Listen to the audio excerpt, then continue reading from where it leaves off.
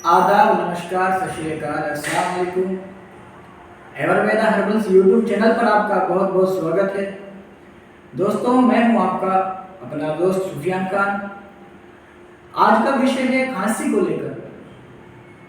एवरवेदा herbals हमारी company ने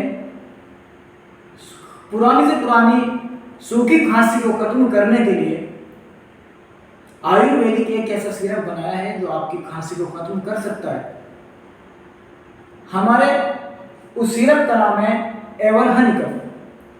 दोस्तों, अगर आप घर बैठे हुए हमारे इस सिरप को मंगाना चाहते हैं तो नीचे डिस्क्रिप्शन में हमारी कंपनी का नंबर दिया गया है, आप हमसे कांटेक्ट कर सकते हैं।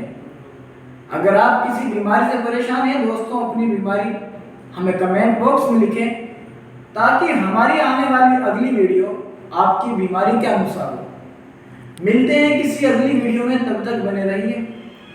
धन्यवाद।